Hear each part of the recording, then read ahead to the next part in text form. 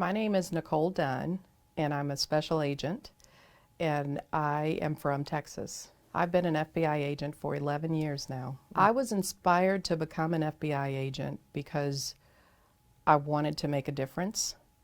I wanted to have a seat at the table. I had heard that there were not a lot of black FBI agents, and you tell me no, I'll show you I can. So that was my motivation. If I were not an agent, I would probably be a travel agent. Um, I am an attorney, I'm a certified internal auditor. I don't always make people happy in my current job as an agent. So travel agent, everybody's happy. So one of the things I did to prepare, once I went online to the website and saw what the requirements were, I started physical training, started doing IQ type tests and puzzles just to make my brain sharper. At the end of the day, I don't know that any of that really mattered. Because you're going to get that. You're going to get that in training. I mean, you do have to pass a physical fitness test, so you at least want to be in shape, but everything else, it'll fall into place. The most rewarding part of my job is helping individuals, helping people. I wanted to come out and work for the underdog. And sometimes we encounter victims, and while we don't advocate for any one particular person, when we see different schemes that are going on, folks hear FBI and always think CTE, counterterrorism matters, but we also work white collar, and we work cases of sex trafficking of children, for instance. And being able to work some of those cases and to see the victims that you've helped is rewarding, the most rewarding experience for me. Personally and professionally, I've learned that I'm a lot stronger than I thought I was. Going through Quantico, going through that 5 months of grueling training, it's not easy, but it was obtainable. And even being challenged on a day-to-day in the job at times, and trying to figure out the best way to get to the evidence you need, or sometimes even relating with interpersonal skills when dealing with certain people in the public or dealing with colleagues. You are a lot stronger, at least I learned that I was a lot stronger than I realized.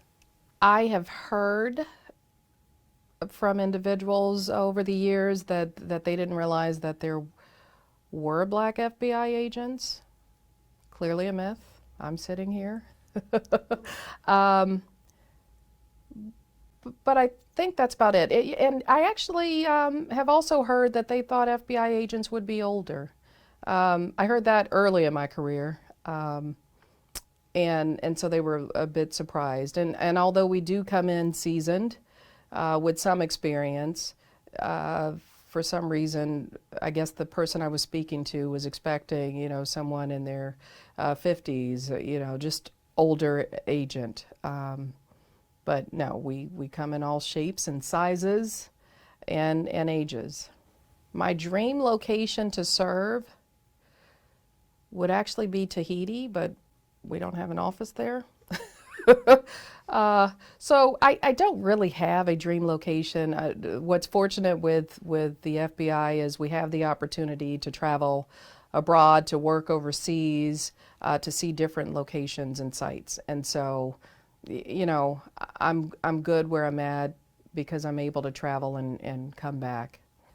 I want our black youth in particular, but and it applies to all youth, but black youth in particular, to know that they have a future, that there is nothing wrong with going into law enforcement, and to be cognizant of the decisions they make at an early age, to avoid the pitfalls when you're getting into groups and hanging out with other kids your age.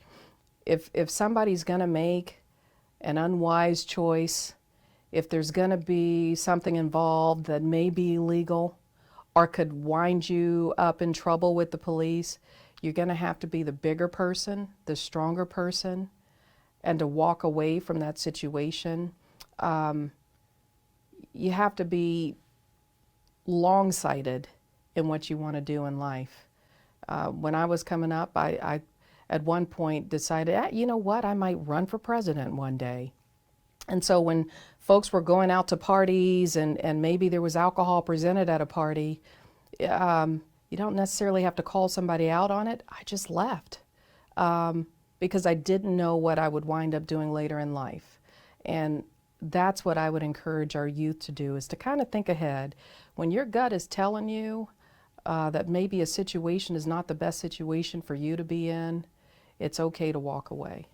I think this effort, for one, is a great way to showcase African Americans within the FBI, agents in particular, to show and encourage others that are maybe thinking about applying or haven't even considered it.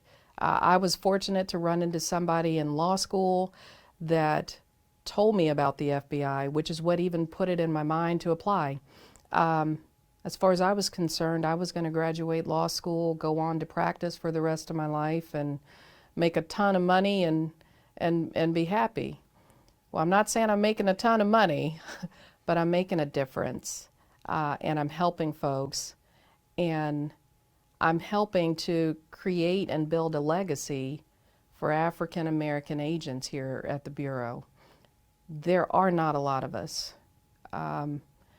It's a very small percentage, and it gets even smaller when you look at female special agents in the Bureau. And we need to reflect the communities that we go out into. We need to understand the communities that we go out into, and the only way we're going to make that happen and to create that equality and that fairness and understand these cultural differences is to bring in those folks from other cultures. African American, Indian American, Hispanic, Asian American, all of us are underrepresented in the Bureau, and each one of us should be trying to make a change to bring in more.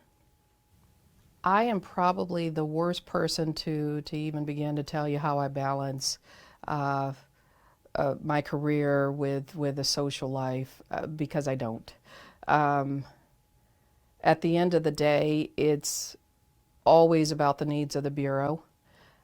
Anytime I travel, even if it's on a personal vacation, Bureau knows where I am. Because if something goes boom where I'm at, or if something happens, the one thing I know is Bureau knows where I am. They're going to be reaching out trying to get me, trying to help me to get to back home. And so that's a comforting thought. But at the same time, you give up a little bit.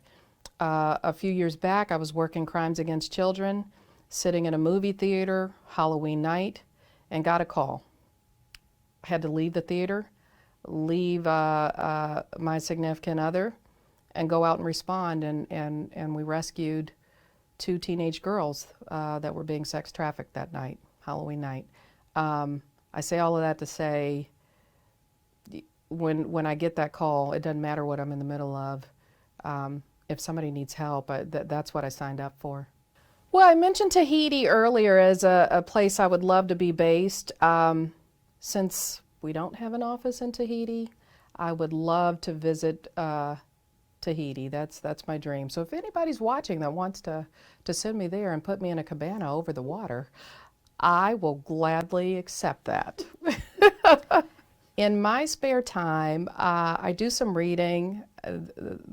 As we mature, the weight doesn't drop off quite so easily. So I spend a fair amount of time also working out, and probably an equally fair amount of time eating. I'm embarrassed to say.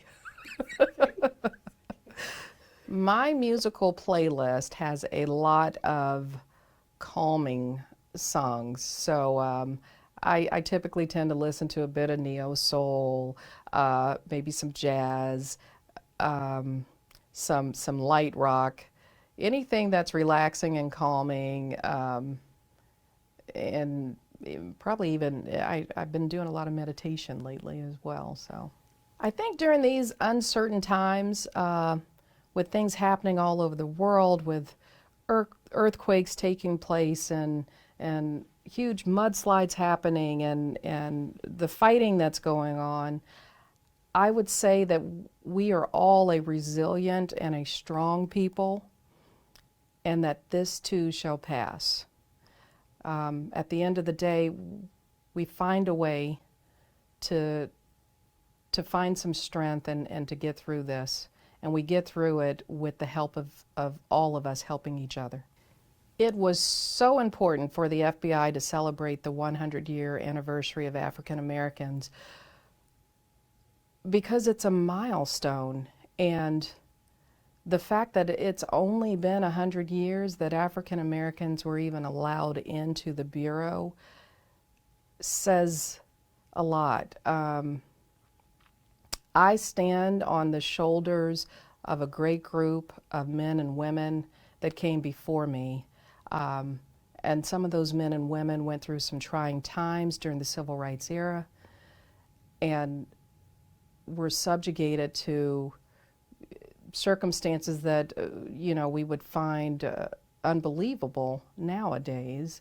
And the fact that they were able to make it through, the fact that they were able to open doors and pave roads for myself and others to come through, I'm eternally grateful, and it's worthy of celebration. And we should be happy and proud of that. I want folks to recognize, and I especially want African Americans in the African American communities to recognize that unless we have a seat at the table, we can't voice concerns, we can't advocate for others that look like us, we can't allow other folks from other communities to get to know us and understand us until we come in and we take a seat at the table. So for anybody that hadn't thought about it before, that's considering it, but is not sure whether or not they can do it, you never know until you try. The worst that could happen is that you're in the same place you started in, but the best that could happen is that you open up a whole new world. And prior to going to law school, like I said, FBI was not on my career path. 11 years later, I'm looking back saying, wow, never planned it, but you never know what God has in store for you. So take a chance. Put in that application, start the process, and just see what happens. You might be the best thing we've been waiting on.